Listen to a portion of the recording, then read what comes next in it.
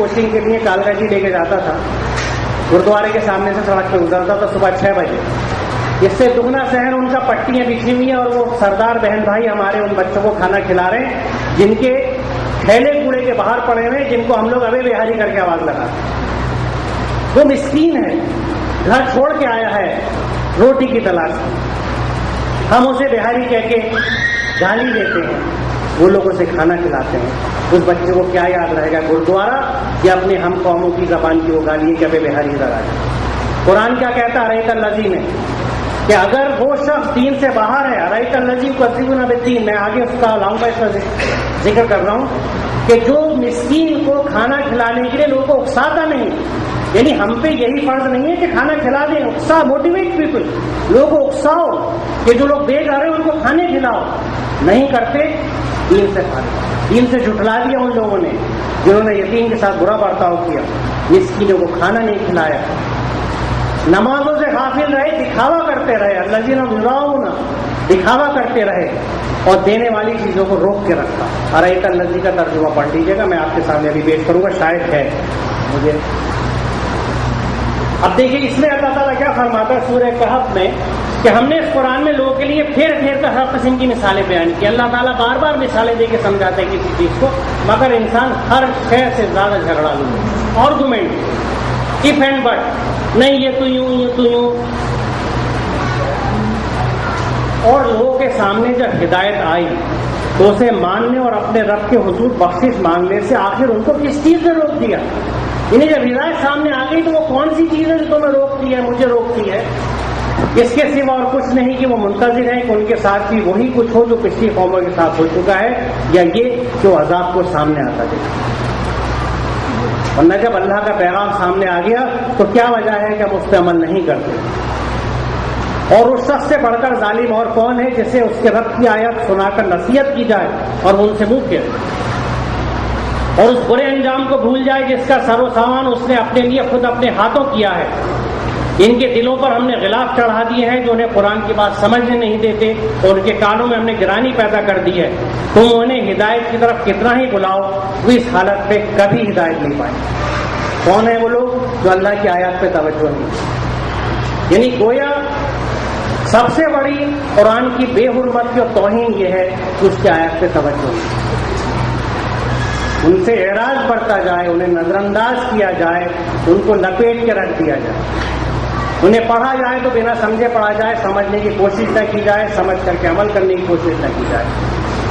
اس کیفیت میں جو لوگ ہیں ان کے لیے اللہ تعالیٰ یہ کہتا ہے کہ پھر ان کے دلوں پہ غلاف چڑھا کہ اچھا تم یہ رویہ، یہ برتاؤ ہے تمہارا ہماری آیت کے ساتھ، تو ہماری طرف سے اب تمہارے لیے یہ سزا ہے کہ تم اس حالت میں جب تک رہو گے ہدایت کی طرف نہیں، اس حالت کو چھوڑو گے، قرآن کی طرف رجوع کرو گے، اتباع کرو گے، اللہ کی طرف لوٹو گے تو اللہ تمہاری طرف اور زیادہ تیزی سے لوٹے اور شفقت اور محبت سے لوٹے گا. ایک بگڑا ہوا بچہ جیسے گھر میں آتا ہے تو ماں باپ گلے سے لگا لیتے ہیں، اس سے 70 گنا زیادہ محبت سے اللہ تعالیٰ اس بندے کو اپنے پاس بلا لیتا ہے جو اس کے پاس لوٹتا ہے، رجوع کرتا ہے.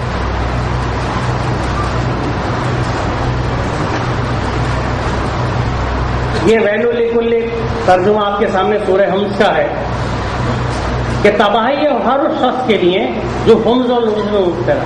ویل لکل ہمزۃ لمزۃ الذی جمع، جس کا میں کئی دفعہ ذکر کر چکا.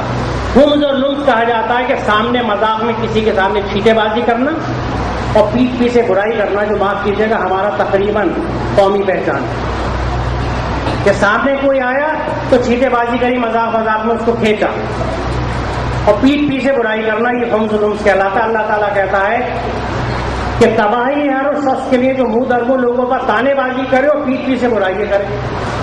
جس نے مال جمع کیا اور گن گن کر رکھا، وہ سمجھتا ہے کہ اس کا مال اسے ہمیشہ رکھے گا، ہرگز نہیں، وہ ضرور حطامہ میں ڈالا جائے گا. اور تم کیا سمجھو حطامہ کیا ہے؟ اللہ کی آگ خوب بھڑکائی ہوئی جو دلوں تک پہنچے.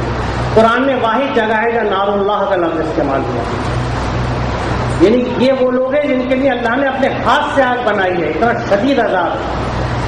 یہ وہ 3 چیزیں ہیں جن سے ہمیں بچنا: مال کو جمع کرنا، سامنے چھیٹے بازی کرنا، پیٹھ پیچھے برائی.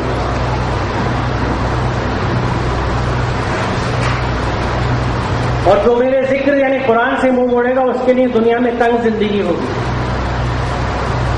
آج کہیں ایسا تو نہیں کہ ہماری پریشانیوں کی وجہ یہی دنیا میں زندگی تنگ، اور قیامت کے روز ہم اسے اندھا اٹھائیں گے. وہ کہے گا پروردگار دنیا میں تو میں آنکھوں والا تھا، یہاں مجھے اندھا کیوں اٹھایا؟ اللہ تعالیٰ فرمائے گا اسی طرح تیرے پاس ہماری آیات آئیں تو تو نے انہیں بلایا، اور اسی طرح آج ہم تجھے بلا دیں. اللہ تعالیٰ سے محفوظ رکھے. انہیں غور کیجئے اور عذرائے کرام ان کو نوٹ کر لیجئے اور قرآن کریم کو کھولیے ترجمے کو اور خود پڑھ لیجئے. تصدیق کر لیجئے کہ یہ میرا اپنا بنایا ہوا ترجمہ نہیں ہے. اس لیکچر کو پراسر بنانے کے لیے نعوذ باللہ میں نے کوئی جھوٹے ترجمے نہیں کر لیے ہیں. جس ترجمے کو آپ کھولیں گے یہ ترجمہ ملے گا، کیونکہ یہی ترجمہ ہے ان آیات کا. غور فرمائیے کیا اللہ تعالیٰ فرماتا ہے کہ کیا ایمان لانے والوں کے لیے ابھی وہ وقت نہیں آیا کہ ان کے دل اللہ کے ذکر سے پگھلیں؟ کہ اب بھی وہ وقت نہیں آیا کہ ان کے دل اللہ کے ذکر سے پگھلیں اور اس کے نازل کردہ حق کے آگے جھکیں، یعنی سرنڈر کریں، اس پہ عمل کریں، اور وہ لوگ کی طرح نہ ہو جائیں جنہیں پہلے کتاب دی گئی تھی، پھر ایک لمبی مدت ان پر گزر گئی تو ان کے دل سخت ہو گئے، اور آج ان میں سے اکثر فاسق. کون امت ہے؟ پہلی والی، جن کو کتابیں دی گئی لیکن ایک مدت گزر گئی تو ان کے دل سخت ہو گئے، کتابوں سے بیزار ہو گئے، کتابیں بدل دی گئی. تو کیا اب بھی وہ وقت نہیں ہے کہ ہمارے دل پگھلے اللہ کے کلام کے آگے اور ہم آپ سے آگے جھک جائیں؟ اللہ ہم سب کو توفیق دے. سورہ فرقان کی 30ویں آیت ہے جو ایک ایسی اور آیت ہے جو رونگٹے کھڑے کرتی ہے اور ہلا کے رکھ دیتی ہے. وقال الرسول یا رب ان قوم اتخذوا هذا القرآن مہجورا. قیامت کے دن رسول کہیں گے کہ اے میرے پروردگار میری اس قوم نے قرآن کو نشانۂ تصدیق بنا رکھا، ایسے پکڑا ہوا تھا جیسے چھوڑا ہوا ہوتا. They ridiculed the book, they discarded the book. اب اندازہ لگائیے کہ جس امت پہ رسول یہ گواہی دے کہ انہوں نے قرآن کو نشانۂ تصدیق بنا دیا تھا، کیا ہے محجور کرنا؟ ایسے پکڑنا کہ چھوڑا ہوا ہو کہ اس پہ عمل کا کوئی کھانا نہیں ہے. جو کتابیں ہدایت ہے، جو ہدایت کے لیے بھیجی گئی گائیڈ بک ہے، اس کو نہ سمجھ کے پڑھا نہ اس پہ عمل کرنے کی کوشش کری تو یہ اس کا ورچولی مذاق اڑا نہیں.